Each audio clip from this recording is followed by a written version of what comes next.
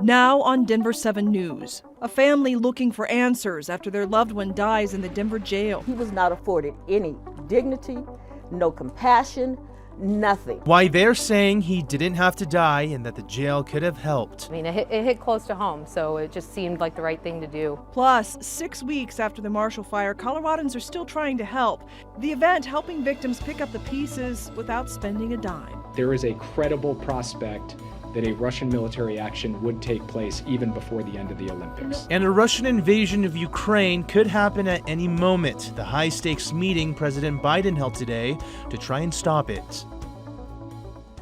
Thank you for joining us tonight. I'm Jacqueline Allen. And I'm Byron Wang. The family of a 71-year-old man who died in the custody of the Denver Sheriff's Department says his death was preventable. Leroy Taylor's relatives say he was experiencing chest pains before his death, and despite multiple attempts to get him help, the jail did nothing. Denver 7's Patrick Perez joins us live from the newsroom. Patrick, you spoke to his family today. Yeah, I did, and by all accounts, Leroy Henry Taylor's family says he was a healthy 71-year-old man. That is, until he went to the downtown detention center where they believe he got COVID-19. Now the family says jail staff did not do enough to keep him alive, and they want answers. He was my life. The family of 71-year-old Leroy Henry Taylor wants answers after they say Denver jail staff let him die. I told them, you guys need to do something. He's complaining about chest pains. He's complaining about not being able to swallow. You're giving him ice chest. Sandra Manlove and Jacqueline Richardson say Leroy died February 9th. He had received treatment at Denver Health for COVID-19 before returning to the downtown detention center after testing negative.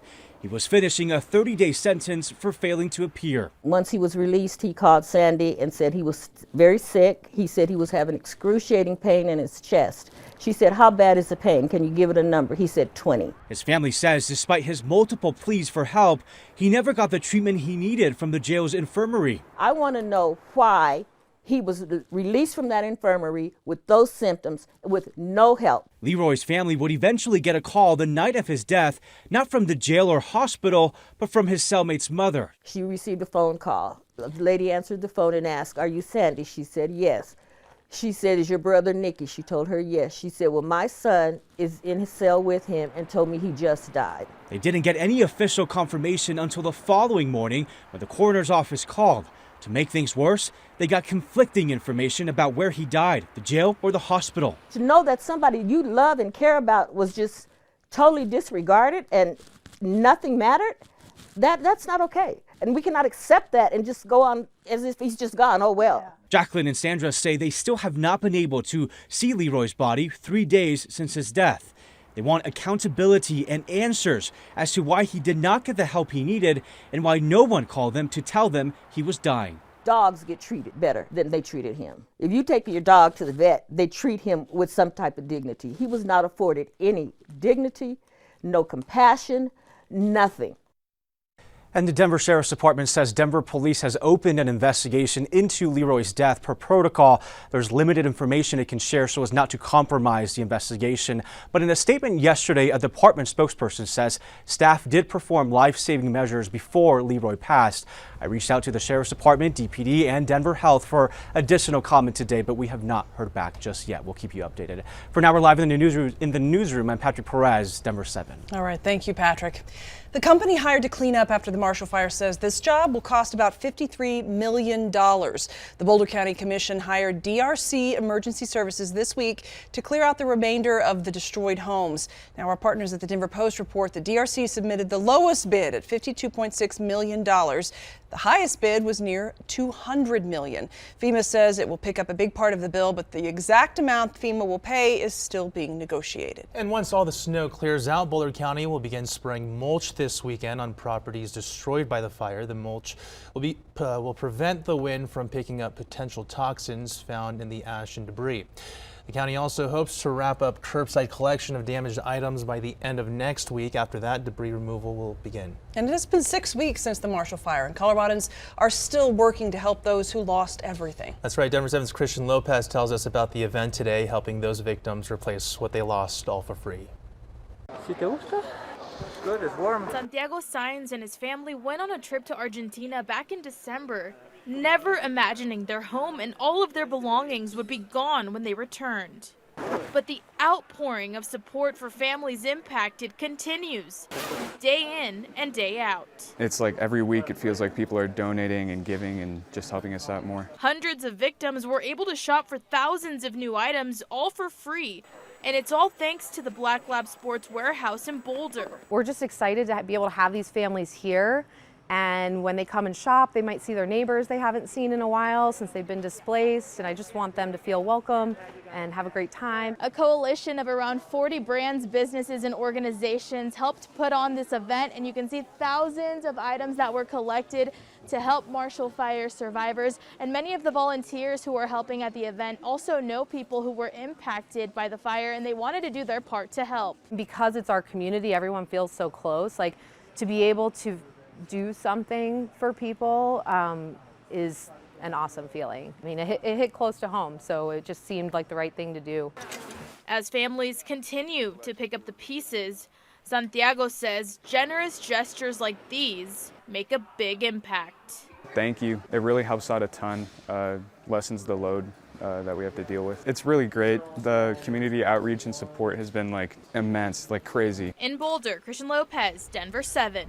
And no matter how long rebuilding takes, Boulder County is going to need all the help it can get. FEMA's making disaster management specialists available starting today through the middle of next week. And you can find them at the Home Depot in Longmont. We have more information on the denverchannel.com, as well as additional resources on our free Denver 7 Plus app. With the risk of war in Ukraine looming larger, President Biden held a high-stakes phone call today with Russian President Putin. This as U.S. intelligence officials believe an invasion is likely to happen within the next week. ABC's Elizabeth Scholze has the latest. President Biden spent just over an hour on the phone with Russian President Vladimir Putin. A senior administration official telling ABC News there was no fundamental change in the dynamic that has been unfolding now for several weeks. Fears are mounting that Russia could invade Ukraine sooner than expected, even before the Olympics are set to conclude February 20th. We can't pinpoint the day at this point, and we can't pinpoint the hour, but what we can say is that there is a credible prospect that a Russian military action would take place even before the end of the Olympics. A consensus among most analysts estimates that there are between 60 to 100,000 Russian troops close to Ukraine. Massive Russian military exercises in Belarus have U.S. officials concerned, but Moscow has continued to deny it intends to launch an offensive against Ukraine. The White House and intelligence services are seeing that all of the pieces of the puzzle, everything that Russia would need to invade Ukraine, is coming together. The State Department ordering embassy staffers to leave. Canada, the UK, Japan, and many other countries also telling their citizens to leave Ukraine immediately. President Biden's national security advisor has said Americans who do not leave should not expect the U.S. military to rescue them in the event of a Russian invasion. If a Russian attack on Ukraine proceeds,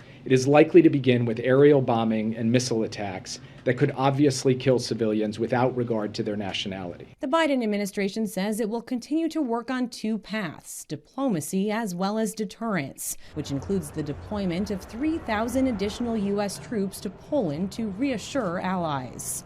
Elizabeth Scholze, ABC News, Washington. The New York Times is reporting that U.S. officials picked up intelligence that Russia may invade on Wednesday. Those officials also acknowledge that the mention of a specific date could be a misinformation tactic.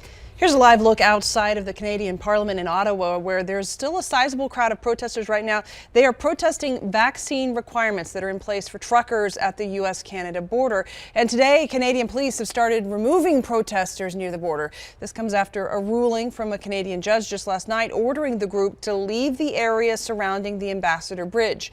Prime Minister Justin Trudeau says the government is still considering all options to try to end the protests. Everything is on the table because this unlawful activity has to end, and it will end. Canadian officials say the protests have gotten smaller and that they are hopeful for a peaceful resolution. A new study says the effectiveness of COVID vaccine boosters drops after 4 months, but still offers protection. The CDC published the data yesterday. It shows that 2 months after getting the booster, it's 71% effective at preventing hospitalization. But 5 months after getting it, that effectiveness drops to 54%. And Colorado students no longer need to quarantine if exposed to COVID while at school. The state health department rolled back several school-related quarantine policies just yesterday. School districts now have the option to not require quarantines for those exposed while in public. However, those exposed at home still need to quarantine. The officials announced that the school districts no longer have to conduct contact tracing unless there's an outbreak. Today is the first day you don't need to wear a mask indoors in Jefferson, Larimer, and Poudre counties. All 3 orders expired at midnight last night. State health officials and the CDC are still recommending everyone wear a mask indoors, regardless of vaccination status. And Denver is working to build more affordable housing. It's starting in one of the lowest income neighborhoods. We're taking a look at how the city is transforming Sun Valley. And rising lumber prices mean building a home is more expensive than ever before. How global warming is driving those prices up. I'm meteorologist Stacey Donaldson. The snow is over for now. Our temperatures in the 30s today will be in the 30s for the rest of tonight. A nice quiet evening and a big warm up on the way before the next cold front with snowfall arrives. I'll have all the details on the 7-day forecast coming up.